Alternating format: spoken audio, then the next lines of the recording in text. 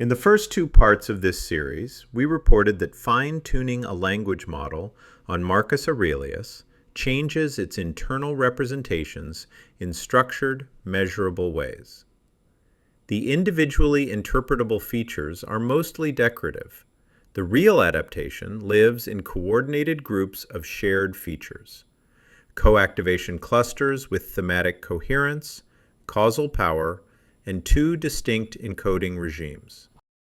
All of that came from one model, one corpus, and, for the clustering analysis, one layer.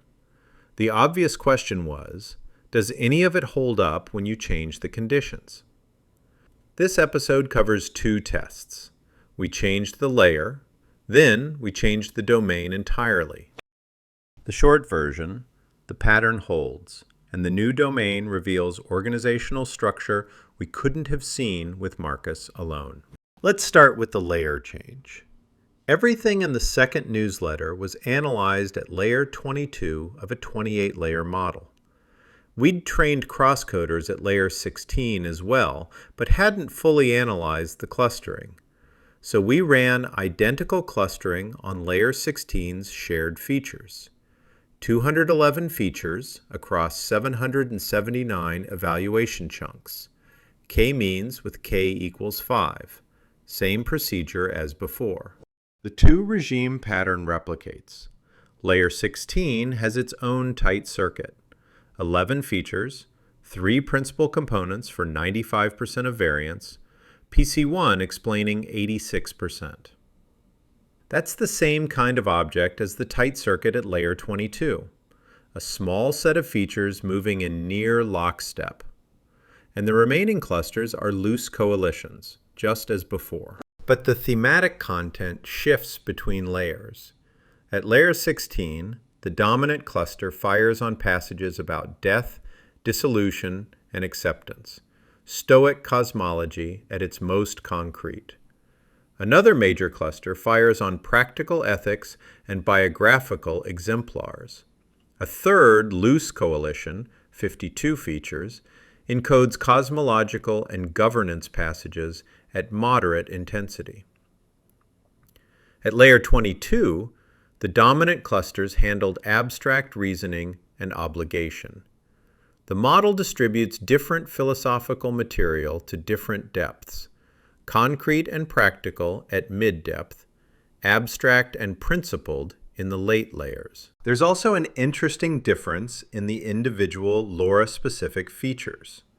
In the first newsletter, we reported that, at layer 22, 13 of 15 LoRA-specific features were causally inert. At layer 16, the picture is different. 4 of 6 show real signal under activation patching. The strongest, feature 9868, peaks at 0.207, comparable to the best individual feature at layer 22. But, and this is important, even F9868's 0.207 is dwarfed by the layer 16 cluster effects. The strongest cluster peaks at 1.449, roughly 7 times larger. So the core finding holds at both layers. Co-activation clusters produce causal effects an order of magnitude beyond what individual features achieve. The difference is that at layer 16, the individual features aren't entirely decorative. They carry modest but real signal before the cluster-level amplification kicks in. Layer 16 also has its own version of the causally inert cluster. 8 features, mean delta essentially 0. On average, patching this cluster changes nothing. But it's less clean-cut than at layer 22. The peak delta reaches 0.191, which is close to where individual features start showing real signal. So the average says inert, but the best single chunk is borderline. Small sample, only 8 features and 15 chunks, so we call it near inert and move on. The representation without function pattern appears at both depths, though more clearly at L22. That's the layer replication. Reassuring, but it's still the same corpus. What happens when our analyses encounter something radically different? We fine-tuned the same base model on 1,200 synthetic advertising chunks, spanning 12 commercial styles. Gen Z social media, rugged Americana heritage brands, legal boilerplate, mid-century populux, fitness motivation, children's whimsical copy, old money luxury, Hollywood golden age glamour, tech startup manifestos, Southern hospitality, wellness spirituality, and suburban dad energy. 12 distinct styles, trained simultaneously into a single LoRA. The first result. Our analyses detect more structure, not less. Cross-reconstruction gaps on held-out text came in at 6.4 times median at layer 16 and 7.7 times median at layer 22. Marcus was about 5 times at both layers. So our analyses find moderately more LoRA-specific structure in commercial writing than in philosophical text. That makes intuitive sense. The distance between base model English and "bestie, we need to talk about your jewelry situation" is larger than the distance between base model English and Stoic prose. But the aggregate comparison understates what's really going on. The per-style variation is the more revealing dimension. The layer pattern also shifts. In Marcus, layer 16 and layer 22 were nearly equal. In ad copy, layer 22 pulls clearly ahead. Different fine-tuning tasks produce different depth profiles. That's a finding we couldn't have made from Marcus alone. But the most interesting result is what happens when you break the signal down by individual style. The per-style cross-reconstruction gaps on held-out text at layer 22 range from 5.3 times for Hollywood to 15.2 times for whimsical. Every single style exceeds Marcus, but there's a nearly 3 times spread within ad copy itself. The ordering makes intuitive sense. Hollywood and dad energy use registers closest to standard English, warm but conventional storytelling. The model was already nearly there. Whimsical children's copy with emoji and rhyming patterns and magical language is maximally distant from anything in the base model's training data. Our analyses are measuring how hard the model has to work for each style, and that measurement could become a practical tool. If you're training a multi-style LoRA, the per-style gap tells you where to invest more training data. The ad copy LoRA also recruits far more dedicated features.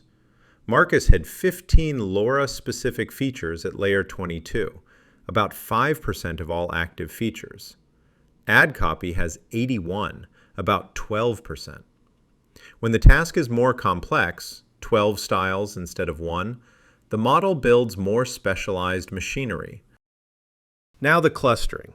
We ran coactivation clustering on the ad copy features at layer 22, where the cross-reconstruction gap was strongest, using the same method as the Marcus study. And this is where the new domain reveals something we couldn't have seen before. The shared features don't organize by individual style. They organize by what I'm calling register families. In linguistics, a register is the variety of language you use in a particular context: formal versus casual, technical versus conversational, warm versus detached. A register family is a group of styles that share an underlying register despite differing in surface content.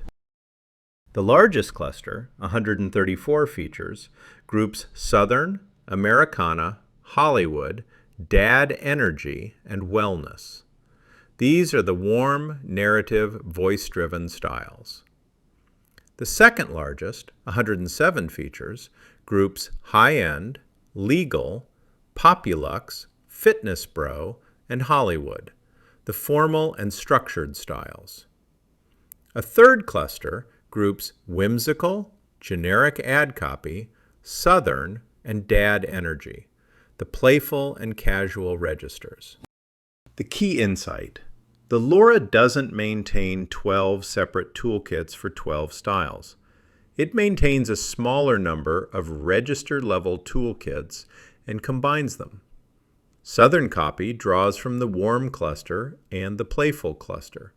Hollywood draws from the warm cluster and the formal cluster. It's a combinatorial strategy. The model blends register-level resources to produce individual styles rather than building a dedicated circuit for each one. One pairing was completely unexpected. At both k equals 5 and k equals 12, tech startup copy and whimsical children's copy consistently cluster together. SaaS manifestos and toy advertisements. They seem unrelated until you look at structure. We built what we wished existed, and maybe you'll find faraway lands share short declarative sentences, list-like structure, and direct address. The model groups by form, not meaning. Now for the ad-specific features. The 81 features the LoRA built from scratch. These cluster dramatically better than the shared features. The silhouette score, which measures how cleanly separated the clusters are, is 0.439 for ad-specific versus 0.061 for shared. That's 7 times higher, and this comparison is within the ad copy analysis. Same corpus, same layer, same method.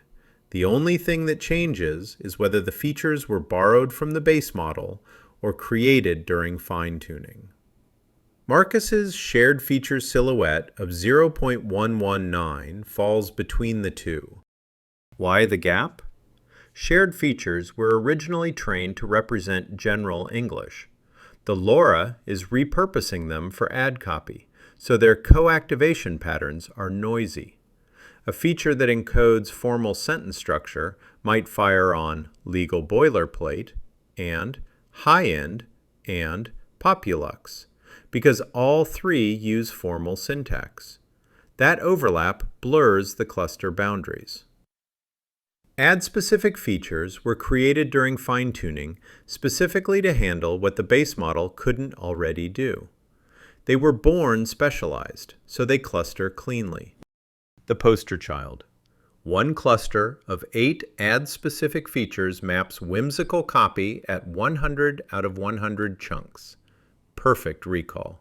It's not perfectly precise.